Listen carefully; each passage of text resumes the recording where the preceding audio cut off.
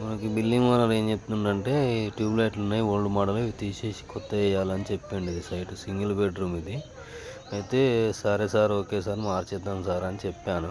మొత్తం చెక్ చేసిన, మొత్తం చెక్ చేస్తే 12 ట్యూబ్ లైట్లు దాకా ఉన్నాయి, స్విచ్ బోర్డులు ఉన్నాయి, అవన్నీ మార్చేయాలి, హోల్స్ అని క్లోజ్ చేయాలన్నాడు. ఓకే సార్ అన్నాను.